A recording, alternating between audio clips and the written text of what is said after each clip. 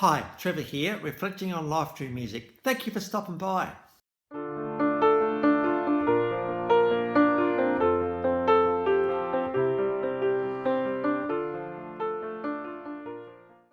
Well, coming again today, you're very, very welcome. I trust you enjoyed my last video on John Mellencamp and through his song Paper and Fire. We looked at keeping perspective when pursuing our goals, so I trust you found that one encouraging. Well, Henry John Dutchendorf was born in 1943 in Roswell, New Mexico. His dad was a military man. In fact, he was in the Air Force and he was involved in some testing some pretty cutting edge planes, seeing how fast they could go. And because of that, he was highly decorated. So of course, while this guy was in a military family, they did move quite often as he was as a youngster. But he was getting a little bit fed up with this at some point. So he actually did drive to California at one point to pursue a music career. But his love of music started at the age of 11 when he got given an acoustic guitar, and he did make his name in some local clubs. Now, Henry met Randy Sparks, who was behind a band, the New Christian Minstrels, and he said, "Hey, Henry Dutchendorf's not really working. Why don't you keep your middle name John? And let's call your last name Denver." So John Denver would be the man that he would become known by. Now, this guy is an American, not just American, but worldwide music treasure. He was one of the best, most successful artists in the 1970s in particular. He's got a very good singing voice. His range is quite superb. His guitar playing is amazing. And of course, it's his songs. His songs are just so captivating. They just lift us to different places. Now, we also know how much in love with nature and the wilderness John Denver actually was. And this actually made him a really compelling artist, absolutely. So John Denver, he said, yeah, what a great name that one is. And he did attend a tech school for a while. We thought, nah, I want to do music. And he became part of the Alpine Trio, but soon dropped out of there. It was around 1969 that he embarked on a solo career, and he got signed to RCA Records, and boy, aren't they glad he signed with them.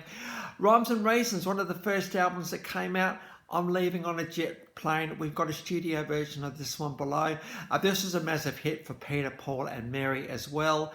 And John was really happy. He was just establishing his career at this point, that such an artist as big as those three actually got to sing his song.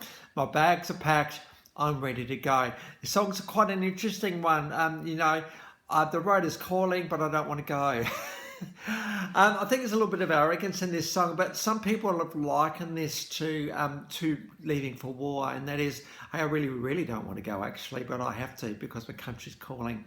And so we've got a beautiful version of Leaving on a Jet Plane. Again, you can already see how how his vocals just soar with the songs that he just was born to write. 1971, Poems, Prayers and Promises, quite a very successful album, this one. And a song that we hear even in clubs, even today, Take Me Home, Country Roads. We've got a live version of that one below. It's absolutely catapulted John into superstardom. Everyone just liked this innocent, clean-cut image that John had, but put together the guitar playing, his voice and his look. He just really was the all-round performer. And so Take Me Home, Country Road, you've got to have that one if you think about John Denver. But in 1972, one of his incredible albums, Rocky Mountain High, we really and truly started to see at this point how much in love with the wilderness John Denver was. And, if you put John in a wilderness somewhere, Rocky Mountain High, Colorado, it's all a beautiful thing. Rocky Mountain High is an absolutely classic John Denver song. This guy was born to sing this song. This guy was born to write this song. This is an absolutely incredible tune from John Denver. So we've got a live clip of that one below. In fact, many of these clips have come from the same concept.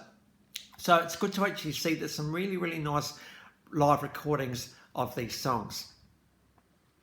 In fact, a couple of the lines, life full of wonder, but my heart full of fear. I think Well, first of all, in a wilderness experience, we certainly have places of wonder, but it is a dangerous place. And you think, wow, Rocky Mountain High is more than just Rocky Mountains. I'm thinking about life. He's talking about his life journey and his life experience as well.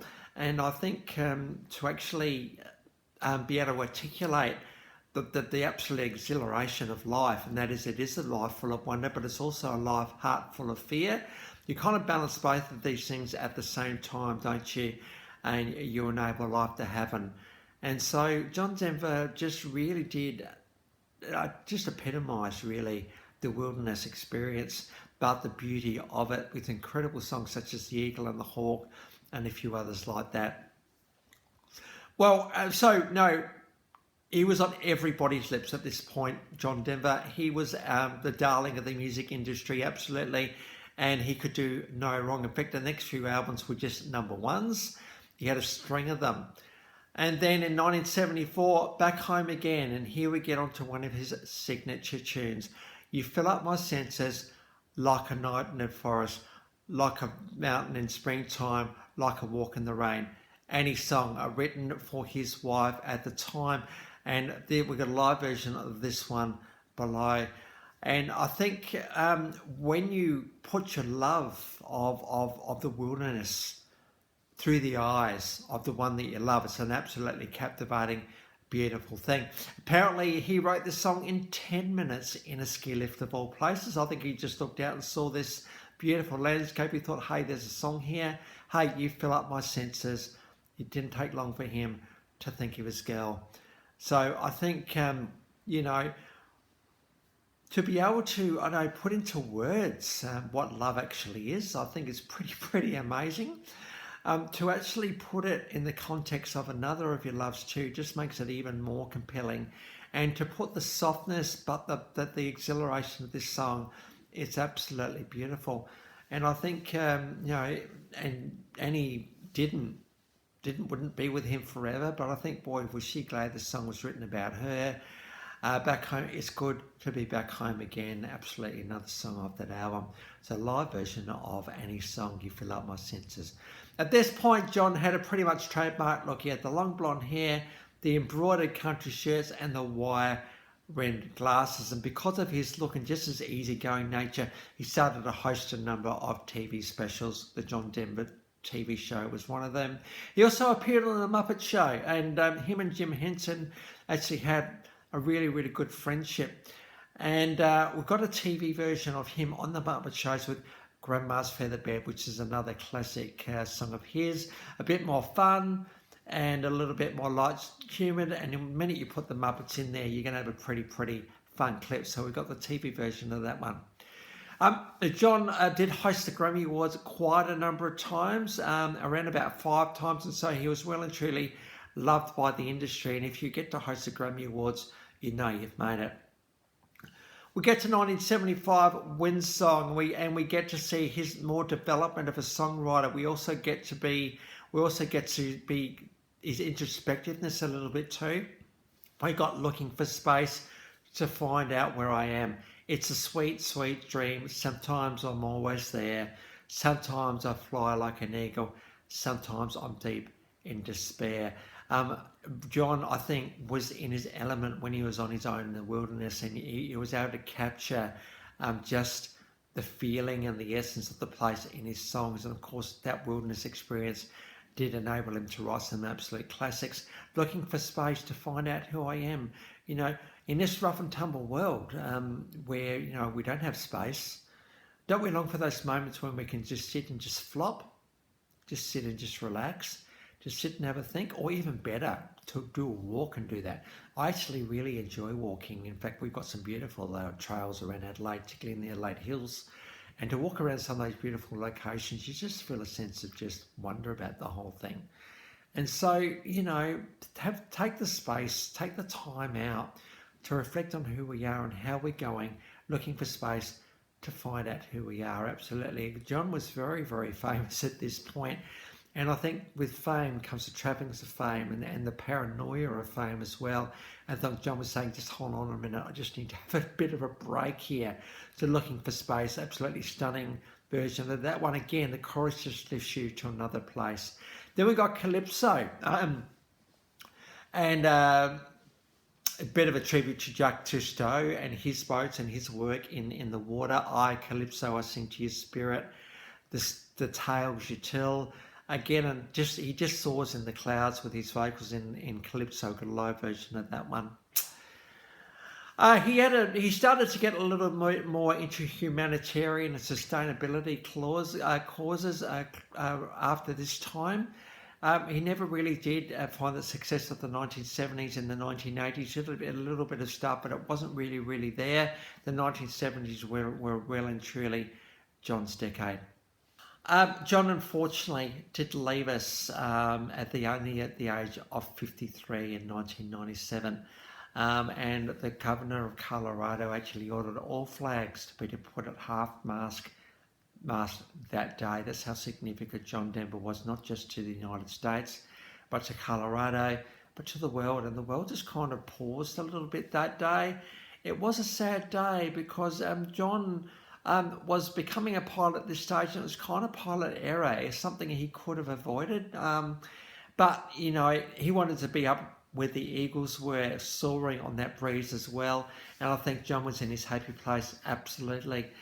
And I think, you know, the world just really did mourn the day that John Denver left us, because he did leave some of these songs of the 1970s. In fact, some of these songs of all time, a lot of the songs that he's written still stack up today. John has received the Lifetime Achievement Award through the World of Folk Music, Colorado Music Hall of Fame. He's received the star on the Hollywood Walk of Fame. He's received American Country Music Awards, 3 American Music Awards, 2 Grammy Awards, and thankfully he got inducted into the Songwriters Hall of Fame. John Denver had a pretty amazing career between 1966 and 1997, so just over 30 years, 30 studio albums. That's one a year. I know at the start the albums were coming out pretty quick. There was no shortage of material. John Denver was a prolific songwriter, but 30 albums in 30 years is pretty cool. 6 live albums, 17 compilation albums, and some of those compilation albums sold really well. 44 singles, 11 of them got to #1. So it just goes to show that he was very well regarded by the world. Estimated to have sold somewhere between 33 and 36 million, somewhere between those two numbers. So very successful in the scheme of things, and you know, very successful artist, and well and truly has contributed to this collaborative legacy of this thing called music. I think of John Denver with fondness, and as I was watching some of his clips that I was getting ready for, and by the way, there's 7 in the description below, and I've included my last video from John Mellencamp, so if you want to recap on him, feel free. But as I was looking at John Denver, some of just beautiful, stunning voice, a lot of it from the Wilderness concert actually, you just really get swept away by just the purity and the power and the stunning quality of this guy's voice and his songs. He well and truly did make a difference in this world. And a bit of a story about his guitar. Apparently nobody knows where it is. One theory is that it got cremated with him. Would make sense, you would think, as long as they took the metal out first. Because, you know, it would make sense that, you know, you and your guitar are one, and John Denver well and truly was that. And so it's good to pay tribute to the superstar of just not folk music, country music, but music in general. And so great to give him tribute today. So if this is your first time to Life Reflections Your Music, or you've come back for another one, how great to see everybody here. Well, next time we're going to go on to one of the voices. Really, it does not get better than this guy. This guy's got one of the voices the world has ever produced. Now, obviously, that's a very subjective comment, I know. But when you think about the voice, you think of John Farnham, don't you? Absolutely. Well, that's where we're going next time. Not sure how many videos he's going to get. Obviously, we've got before, WJ, and after WJ. Now, of course, the WJ was Whispering Jack, which changed not just Australian music, but the world music with that incredible song, You're the Voice. So that's obviously going to get a video of its own. I'm guessing it's going to be 3. Maybe we've got before Whispering Jack, and then after Whispering Jack, because there's just no shortage of iconic moments for John Farnham. So that's where we're heading off next time. So until then, I'll catch you around. Bye for now.